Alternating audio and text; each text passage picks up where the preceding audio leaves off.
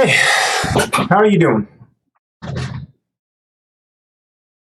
I think for a little while here until I get this done, we're just going to go and watch videos, and I think this is kind of okay, but I'm going to get back to self-improvement and creating a noble house. But the time frame that I have in my head usually is not the time frame that actually happens. So, but things are moving along, and things are going good. But for right now, I think what's just really easy is just watching the news and seeing what's going on and just kind of figuring things out. So something along those lines. So I've got just a few videos here. Yesterday's was an hour long. I don't want to do it for that long. 10 minutes would be optimal. I rarely ever hardly do that. But between 10 to 30 minutes, I think that should be all right as long as I can pay attention. I'll have links in the description below for all these videos. The first one that I wanted to show was this one with Tim Pool.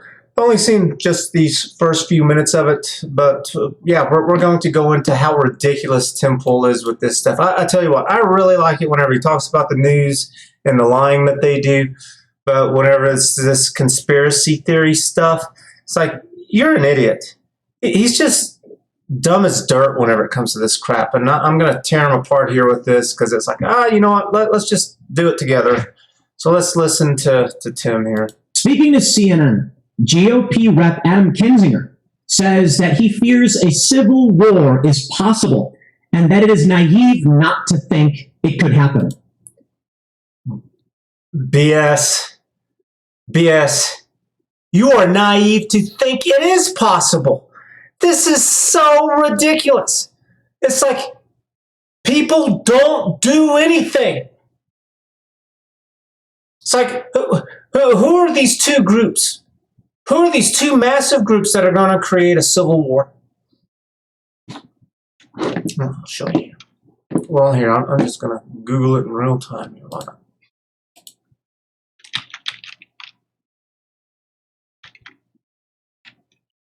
Taliban. So the Taliban here,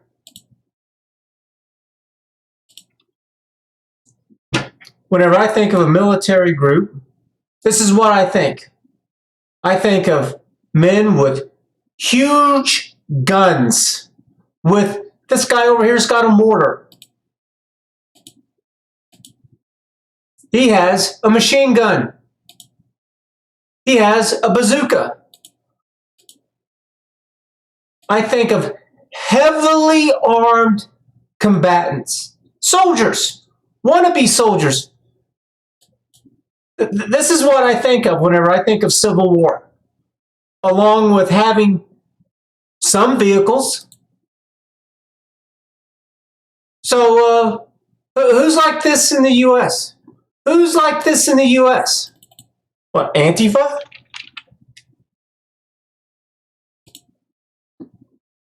These idiots? Is this one side?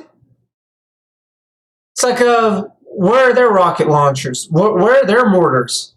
Their bazookas? Their army vehicles?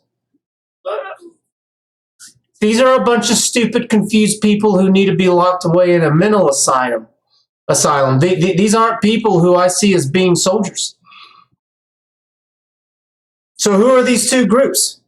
If you're talking about civil war in America with over 320 million people, this should mean that there are several million people ready to go to war. They won't even quit their jobs. They won't talk back to their boss, and yet they're going to do this now? Now they're going to, for some reason, and they're going to go get guns, and like heavy, hardcore guns, and they're going to put their lives on the line and go to war? Is that what you're telling me? Is that what you just said? I don't see this at all. No, whenever I think of the Taliban too, I don't think of them with families. I don't think of them with jobs. I don't think of them with possessions. I think of them as being poor and alone and desperate and just some really messed up things going on. Much worse than these first generational problems that these little punks think that they've got that's so bad. It's like, you're idiots. So, no, you are naive to think that now all these people who won't say anything to their own people in their lives, their friends, their family, their co-workers, their supervisors, now they're going to do it? What are you talking about? You're insane. That's what you are. If you think this is going to happen, you're insane. I actually think we're in some kind of civil war, and many of you have heard me say it. It's funny. It's like what? That because there are two groups of people who have different ideas on things? So what? You think this is new? You think there haven't been opposing views before? That now it's just magically happened for some reason, and we've just been living in peace and harmony since the beginning of time? What the hell, man?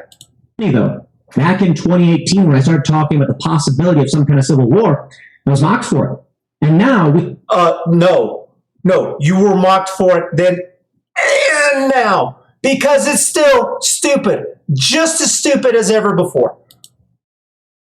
We have mainstream left and establishment personalities, mainstream media absolutely pushing this idea. Oh, well, it must be true if the media is doing it, and these personnel, I mean, who are you talking about? These mainstream personnel, what, celebrities? You think that they're going to go out and get guns and go to war?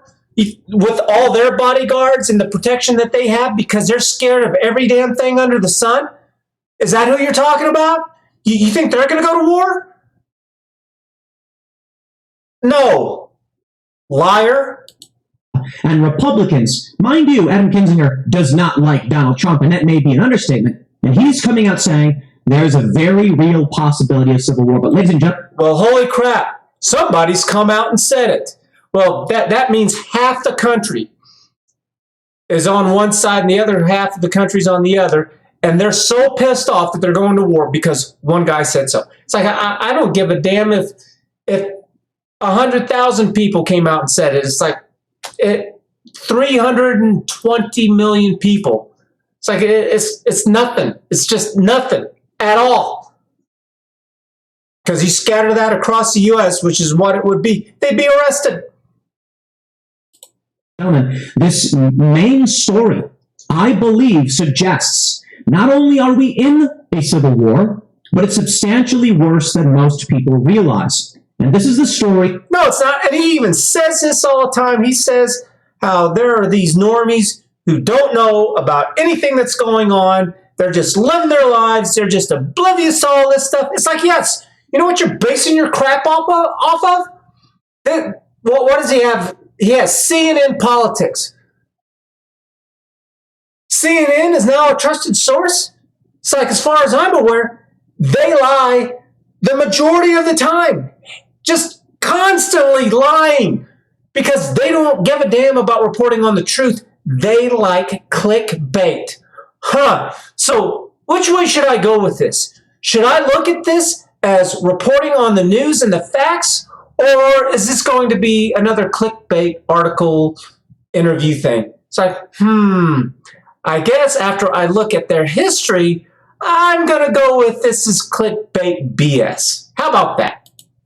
About a thread from conservative Congressman Troy Nehls, who said Capitol Police broke into his office, took photographs, and even came back and interrogated one of the staff members. Well, that sounds like civil war to me. I mean, I've never heard of anything like this before, where they break in and they do stuff and political sabotage is going on. What was that with Watergate? You know, what was it? There was two of them. There was there was a thing that Clinton was involved with. Was that political though, or that was just real estate stuff? And then there was what was it, Ford or Carter or Nixon? Nixon, who did the Watergate stuff. It's like, yeah, this stuff happens and it's wrong. But just because this guy had something happen to him, it's like that doesn't mean it's just World War III is about to break out. What are you, stupid?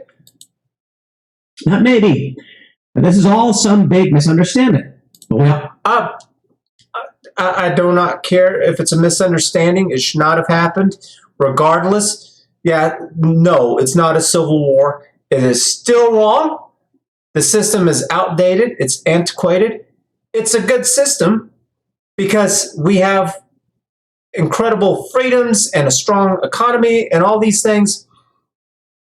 But it's not being changed. It's just completely out of date.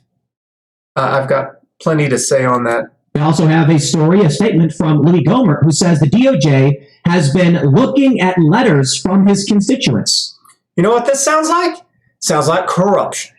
And I do not correlate corruption with civil war. I don't know how he's making this stupid damn jump leap thing other than his ego is just so big that, well, I said it in 2018. I'm never going to back down from it no matter what. I'm going to grasp onto every single straw I can. Perhaps all one big misunderstanding. Is this story, as the Capitol Police claim, that they were simply investigating why his door was open? Or are they trying to dig up dirt and spy on political rivals who are challenging the uniparty establishment machine? Troy Nehls certainly does challenge Nancy Pelosi, and he thinks this is why he's being targeted. Maybe he could be, but you know what? If he's so stupid to think that this is equivalent to civil war, I'm going to say this guy's an idiot. And I'm not going to trust anything that he says because he's just saying just some off-the-cuff, fear-mongering BS. It's like, no, just shut up. You're just looking for attention is all you're doing. It doesn't matter which version of events you think is true. The Capitol Police have come out and they've said, well, we were just investigating an open door. And maybe that's reality. Of course, left-wing activists, establishment activists are saying that must be the truth. While others are looking at what Troy Nehls is saying and pointing out the DOJ and the Capitol Police have crossed the line. I don't know which.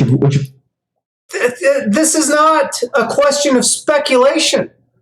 It's a question of what's happened before. It should be really easy to say, yes, whenever we see an open door, we go and we investigate. It's like, have they done this before in the past? Because if this is policy and procedure, then they should be able to say, yes, here's all the other times that we've done it. But if they can't do it, then it's like, yeah. So there's a problem. This isn't an opinion. This is a fact that's being glossed over. This is just lying, clickbait nonsense. It's like, go find out the damn truth. Go find out where this is written in their policy that they do this. Go find out how many other times and to who, and let's hear their stories about when this has happened. Which version of events is actually the true version, but it doesn't matter, and that's the point. Both sides are adamant in their worldview. Both sides are adamant. They are telling the truth. And you have people who will absolutely... I do not give two damns about their feelings or their opinions. It's simple. There is a truth. And the truth is, what have they been doing before? What are their policies? Usually stuff like this, their procedures, it's written down. A lot of this is written down. Stand behind the government no matter what they say, even when it's obvious they're lying. And you have people who will side with those who are opposing the establishment and give them the benefit of the doubt because we have seen far too many lies from the government. Right? And from the media and people who claim that they're the media, because this is exactly what Tim is doing. He is lying right now about this being a Civil War thing and that this is a difference of opinion between two groups. It's like, no, it's not. No, it's not. It's a matter of fact. What did they do and what did they not do before? And this is not Civil War because this happened to somebody. That this sounds like clickbait nonsense. So we're just a few minutes into it, about 14 minutes into this video. Let's move on to the next one here. So this is Court of Appeals says parking regulations do not need to be posted. This is from Steve Lato. He is a Michigan-based lawyer. And this thing with parking regulations do not need to be posted. I haven't seen this one yet, but it's like that sounds just dumb as hell. So how are you supposed to know what the parking regulations are if they're not putting up signs to let you know? And to Leto's Law, here's Steve Leto. A federal appeals court just issued a ruling that somehow has kind of gotten underneath the radar.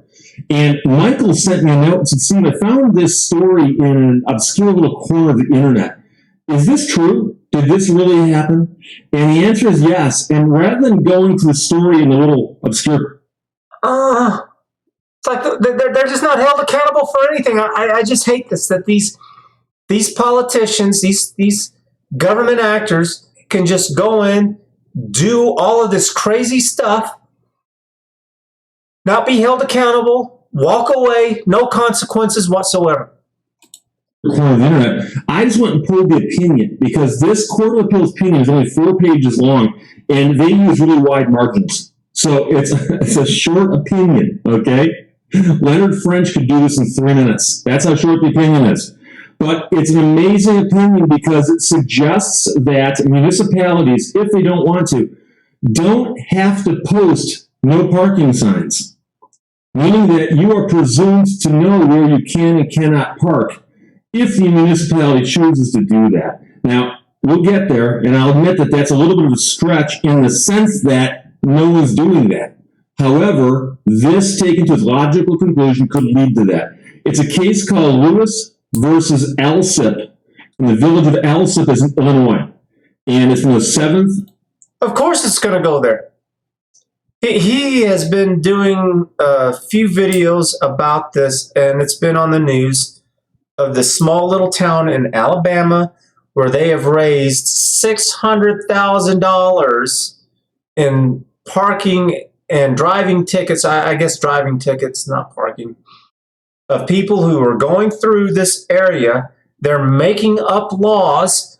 They have 7 police cars. 6 of them are undercover, where there's no markings. They're just blacked out vehicles. So you don't know that they're the police or nothing.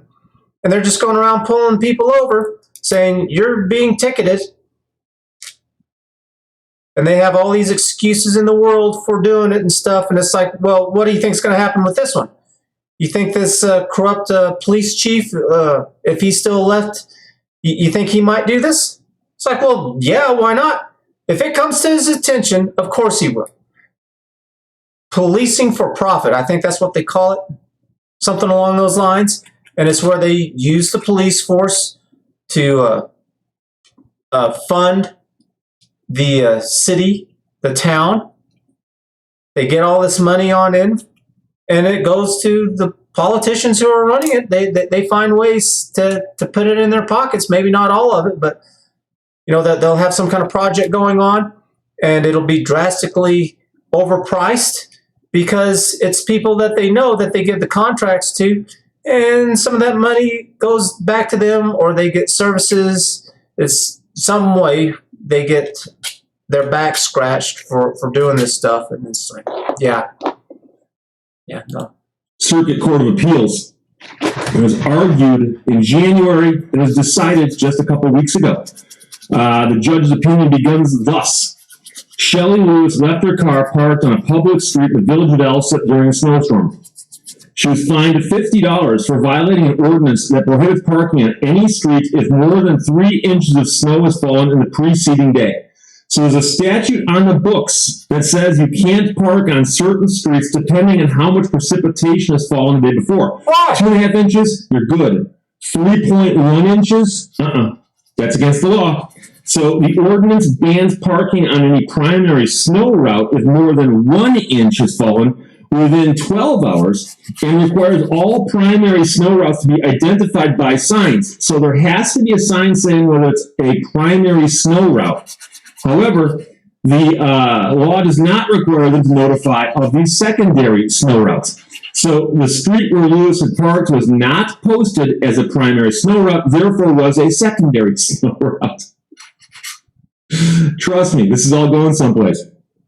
So she got the fine. That just sounds absolutely, positively, 100% ridiculous. This is the major problem with laws, is that you can't make everything illegal, even whenever it sounds good. It's like, well, yeah, we need our our snow equipment, our snow vehicles, snow removing vehicles to be able to get where they need to go. And we can't do that if cars get stuck because there's too much snow, that they get stuck and now we can't get our vehicles to clear up the streets. We can't get our snow plows and trucks and all this stuff out there to deal with all this. It's like, yeah, it makes sense. But how many stupid little laws can you create?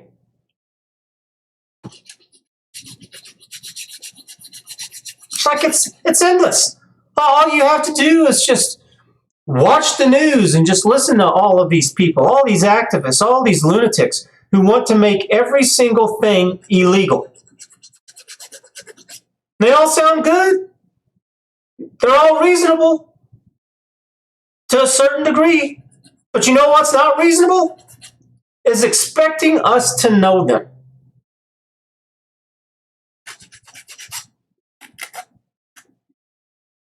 It's like you're out of your mind. I'm not a computer. I'm not a robot. I can't pull all of this stuff up at a whim. And if I'm visiting too, it's like that's even worse. It's like, what are you talking about? You know what I don't want to do is I don't want to have to investigate every single place that I ever go to make sure that I know about all their laws. It's like, dude, I'm just here for the week. Get the hell out of my face with this crap. You know, there should be a law against that you cannot have like these wild, outrageous laws with people who are just passing through. Is that there should be something that gives forgiveness for people who don't live there. It's like if I was driving through and they didn't post all this stuff, it's like I could have gotten ticketed. I would get ticketed. So would you. It's like, how the hell is that fair? That's not right. You know, if they're having such a problem with getting their vehicles out to be able to clear the snow, you know what the real answer is? How about you just get the equipment needed to help get these people out? How about you get some kind of plow that maybe has some kind of towing winch attached to it so that you can attach it to these cars that get stuck and then you tow them out? Yeah, you might have to raise the taxes a little bit to do this, but if it's such an issue for you and your community, well, that's an issue for you and your community, and it's not an issue for me. The answer is you need to be responsible for yourself. It's like, it's not my problem. I don't live there. You can't make every single place have their issues and their problems be everybody's problems everywhere, but that's what's going on. Anybody who drives through this place, it's their problem. And it's like, why can't I drive through there? It's like, well, because I don't know the laws. She could have fought it in court, but decided to fight it in federal court, arguing this is a violation of, in essence, due process. So instead of seeking a remedy under state law, she filed a suit in federal court under 42 U.S.C. 1983, contending that the village violated the due process clause of the 14th Amendment by failing to erect signs on every block of every street telling drivers when snow requires them to remove their vehicles. That contention flopped in the district court. So this court on appeal actually describes the lower court denying her motion and her request for relief and said it flopped in the district court. The case was dismissed as legally deficient by the lower court. And then this court writes, the district judge was right. The due process clause requires governmental bodies to make laws available to the public, but not to ensure that everyone knows all the rules. Generally, a legislature need do nothing more than enact and publish the law and afford the citizenry a reasonable opportunity to familiarize itself with its terms and to comply. That's a case called Texaco versus Short, 1982. So the city can simply adopt the rules and do something that gives the people a reasonable opportunity to familiarize. That isn't reasonable. That is not reasonable at all. You know what I'm not? I'm not a judge. I'm not a politician. I'm not a lawyer. But yet you want me to take time out of my life to know what all these laws are? It's like there are new laws that happen all the time. City, county, state, federal. It's like, how am I supposed to keep on top of that? It's impractical. 100% impractical. Themselves with the rules. The maxim that ignorance of the law is no excuse sums up this perspective. So, if they don't have to put up signs regarding the snow route. Yeah, I know that. Ignorance is no excuse. So it's like if you go out and you kill somebody because, say it's someone who's new to the U.S. and they come here and they kill somebody, well, that's what we could do in our country. It's like, well, you're not in your country. You should have known better. It's like you still killed someone and you still, you're going to go to court for that. If you stole from someone, it's like you're still going to go to court over that. I get that. And so, but there should be a counterbalance to that too. Something like there has to be something like it has to be reasonably presented and understood or something. I don't know. I haven't thought about it before, but They wouldn't have to put up signs regarding, no parking on Wednesdays or no parking Monday through Friday from noon to 1. They would not have to do that as long as they've passed the rule and afforded the citizenry a reasonable opportunity to familiarize themselves with the rule. That is not reasonable. They do point out that some statutes require prosecutors to show the person knows about the rule, and that, for example, would be a situation where statute says it is unlawful to knowingly do this. Okay? And so if you can do it, you have to prove your state of mind and so on. And there are situations where there are also rules that are self-referential, meaning if somebody knows about this and still does it, they're in trouble. A great example, that also might be, say, a restraining order from a court that says once they've been served with this, they can't do such and such. Well, until they're served with it, they can, presumably. So that is the legislative exception. However, here's the thing.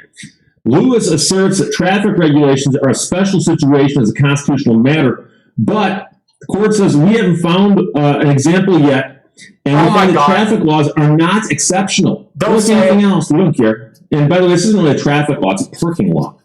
Technically, when you're parked, you're no longer in traffic. So here, the court writes, the statute or regulation is adequate in and of itself as long as it is clear.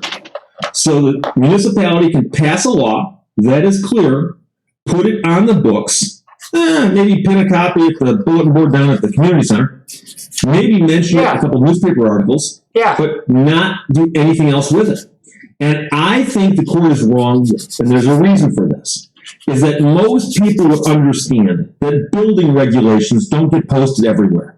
I built a house on a piece of property. How was I supposed to know? They never posted the building regulations on the property. You'd understand that there's building regulations. You got to go look at them or find them and go read them. They're not going to be posted. However, parking rules. Most people, I think, assume that parking rules are posted. We've all seen those signs where there's a pole and like 6 signs with all kinds of stuff. On holidays, this. Monday through Friday, this. On snow days, this. On this. And people assume that parking regulations are posted. And it makes sense because if you don't live in the town of Ulsa, how would you know what the parking rules are? If you come into town and you need to park, you'd assume, I see a bunch of parking signs. As long as I obey those, I'm okay. No. You've also got to familiarize yourself with the rules passed by ELSA recently. Yeah.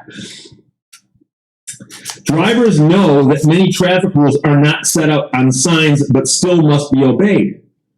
But some rules obviously are. For instance, you expect a speed limit sign to be posted if a speed limit is different than whatever the general statute is for the state as regarding its minimum speed limit. However, it's important to note that there is a... So I'm curious, what do you guys think? You know, it's like, I understand. It's like, you want your streets to be clear whenever it snows so that you can get the snow equipment out. But you know what's a better answer? It's just the city be responsible for it, and they just get the equipment so it doesn't matter. It's like, oh, these vehicles are in the way. Okay, well, guess what? We have the vehicle to be able to get rid of it. Makes no sense. Anyways, let's... A case that appears to be right on point from the U.S. Supreme Court. And this court, the Seventh Circuit, specifically says we're not going to apply the Supreme Court rule because it appears to be such a rarity, and the Supreme Court itself hasn't used that rule in so long. We're going to consider it fallow.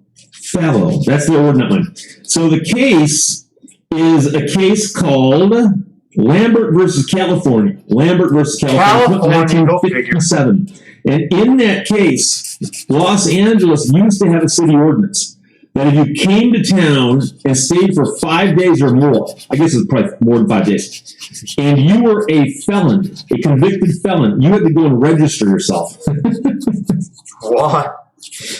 You don't hear about laws like this anymore. It would wreak havoc in a town like Los Angeles.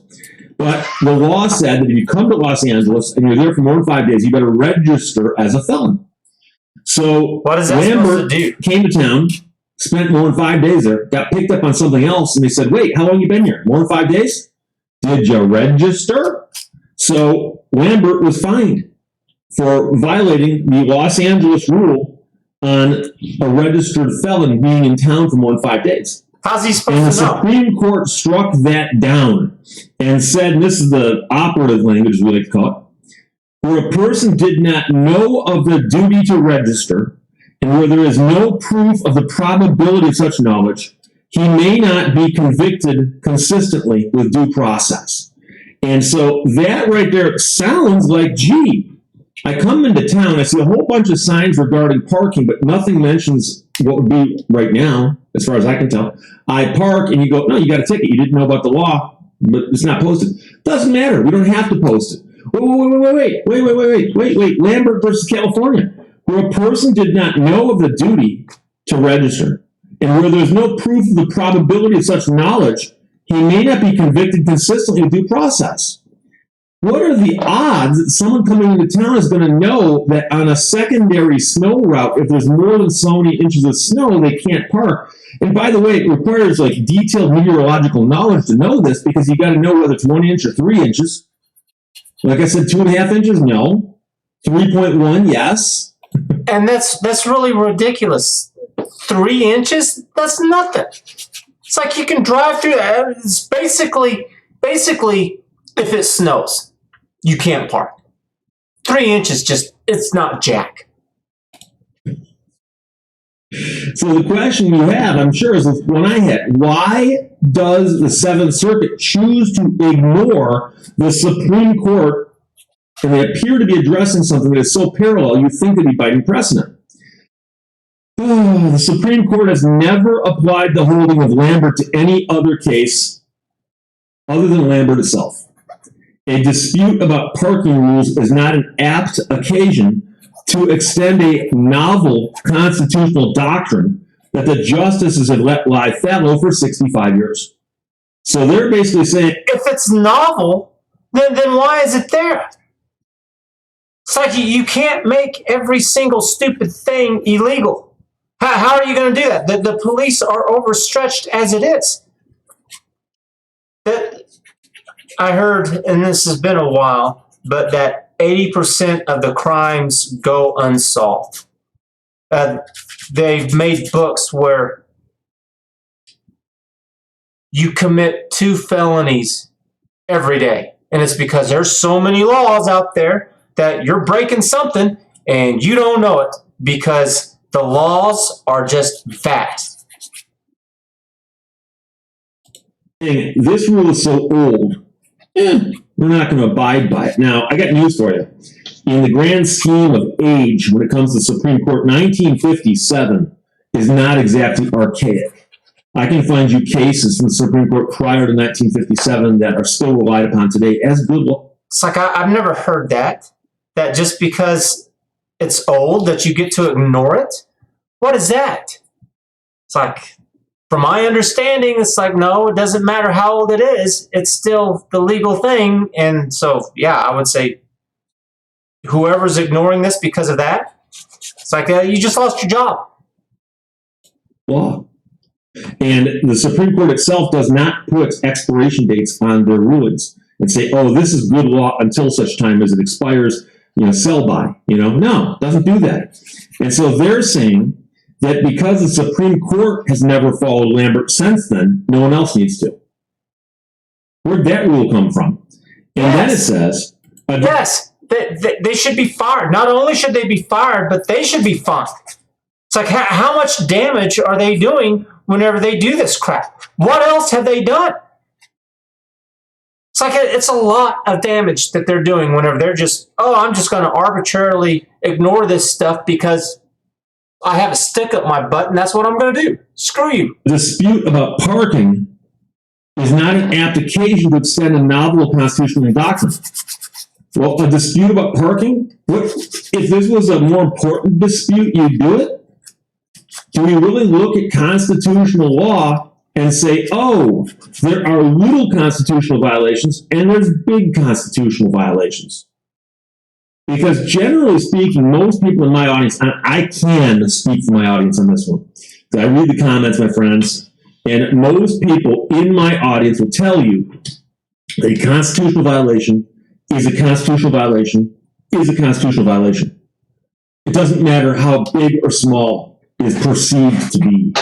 And so the idea that somebody appears to have a very good case on the idea of due process and notice sounds like that would be... Anyways, let's continue on to the last video. This one is from Medicine with Dr. Morin, I believe is his name. Boosters and Omicron, new CDC data, hospitalizations, and death. And I like this guy. I've listened to a few of his shows, episodes, whatever, about this stuff. And he just goes over the information. It's all he does. Whatever finding that he says, he kind of puts it in layman's terms a little bit, and that's it.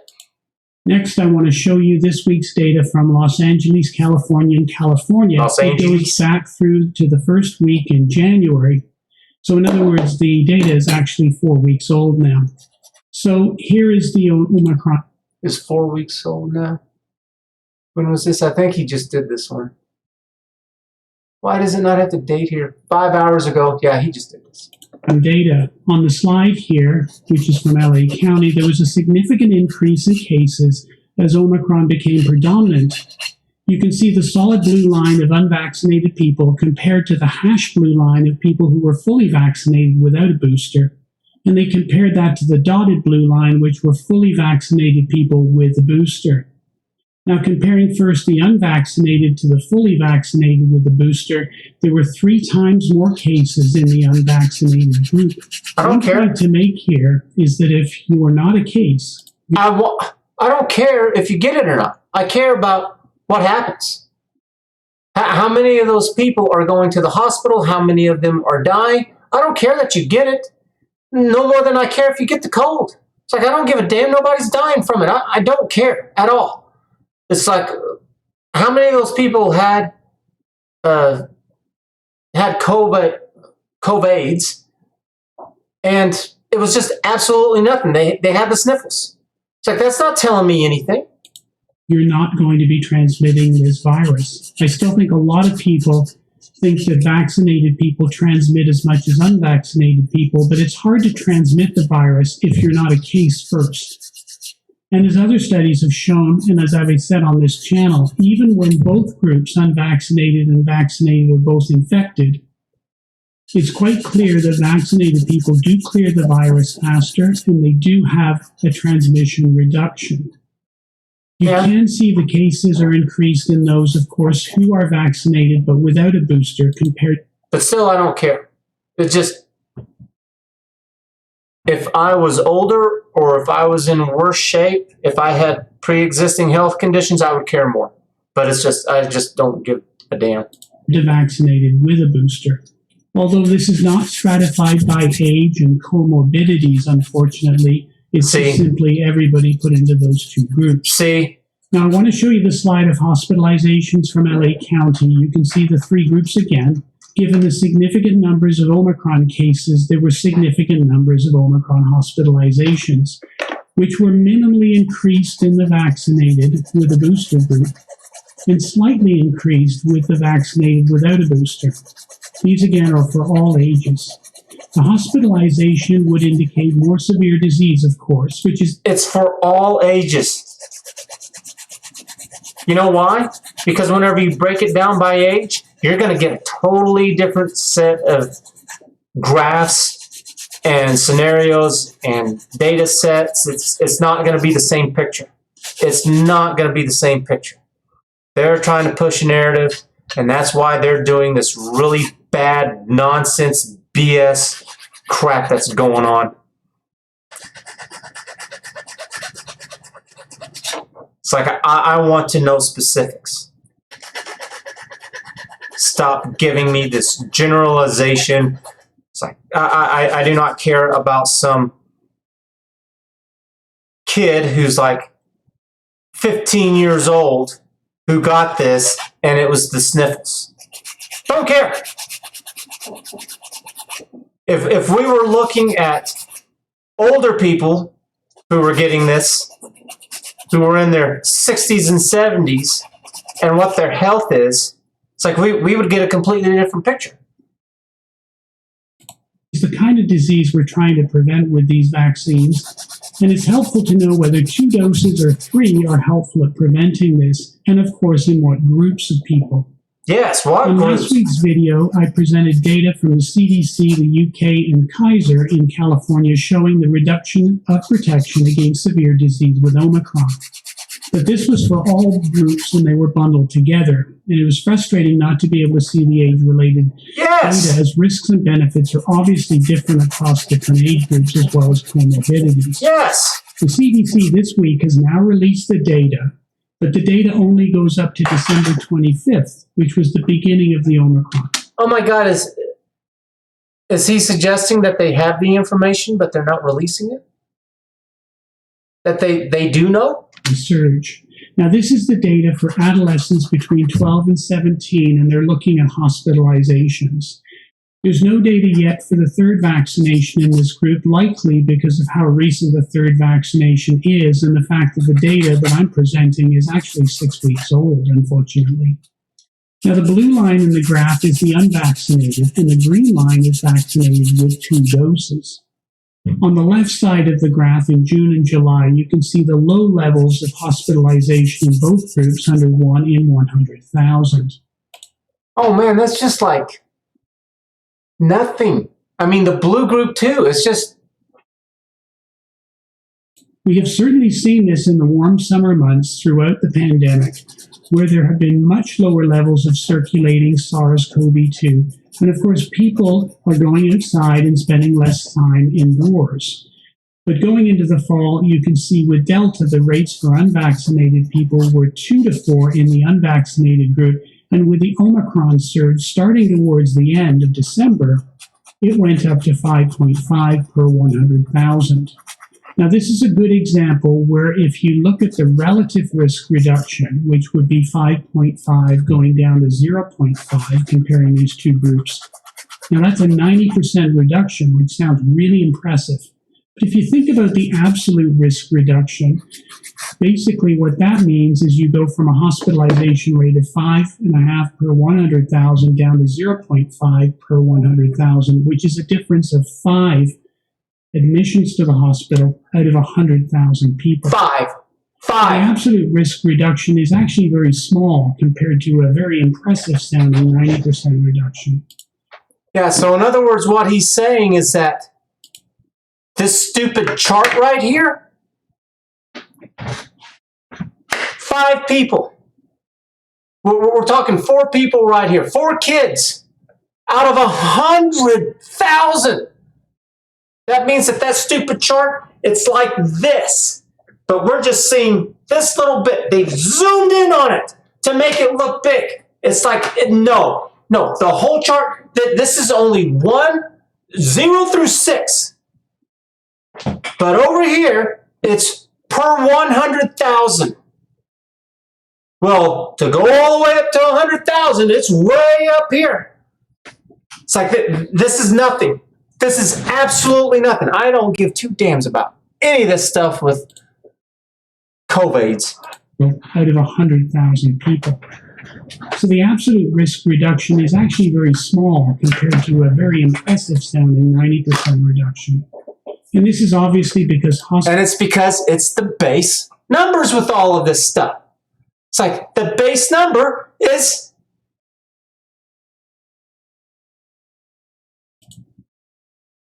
that they're comparing it to is 0 and 1 to 4. Those are the base numbers. Oh, it's 95% reduction. 4, 5, yes. The base numbers are trash. And this is obviously because hospitalization is uncommon in this 12 to 17 age group to begin with. So, okay, what about There's older? no data on boosters in this age group, as I mentioned, and even if there were, the rate with 2 vaccinations is so low that getting a 3rd vaccination really, it's hard to imagine pushing the 0.5 per 100,000 rate down significantly. Next is the hospitalizations in the 18 to 49-year-old group. Again, you can see the rise of Delta beginning in July and going through into November in unvaccinated. So this is different. It's a little bit different. The kids were down here under 5. And now 18 to 49, I'm in this range. They bumped it up to 25. Per 100,000. It's still not jack. Vaccinated people, which is the blue line. And the further increase in hospitalization as Omicron occurs up to a rate at the end of the graph of 25 per 100,000. In the vaccinated group, the hospitalization rate remains relatively stable around 1 in 100,000. And you know what else they don't show? Which was, I forgot, it was at the University of Pennsylvania or Colorado, one of the two. I did a video over it where they did a study, and it showed that of the people who have COVIDs, 80% of them don't even know that they have it. That whenever they were really pushing hard for people to get tested, there were just all these people reporting, I don't have it. Oh, well, according to this test, you do. So this is only of the people who they know of, which is not everyone, not at all. Now, there's no booster data for this group, but if there were on this graph, it really would mirror the green line that you can see. They did release booster data in this group, but only with respect to deaths and not hospitalizations. Here's the graph for the 18 to 49 group with respect to deaths. You can see the death rate per 100,000 in the unvaccinated has stayed relatively constant through the beginning of the Omicron wave at about 1 in 100,000. And the remaining people who are fully vaccinated with a booster or fully vaccinated. You see this number? 2 out of 100,000. I don't care. I just don't care about any of this. It's just all just propaganda. Without a booster are extremely similar, essentially the same at around 0.03, with very slightly lower numbers if you look at the graph closely with boosters. But I'm not sure. What this says to me is that getting boosters does absolutely nothing for you at all. Because if you were to zoom out to 100,000, both of these lines would be merged at the bottom. Sure, if there's really Gonna stop. Oh, I wasn't keeping track of the time. It's 50 minutes in. So, yeah. What do you think? And the way that you need to ask this question too is, well, what's right and what's wrong? Not doing what people think, not what people want, but what's right or what's wrong. And it's not this utopian thing of, oh, it's not perfect. I found something that's wrong. It's like, well, duh, thanks a lot there, Captain Obvious. But does it make things better? In a real way, a significant way. Okay, so what do you think? If you enjoy these videos, leave a like, leave a comment, share with your friends and family. We'll catch you later. Bye.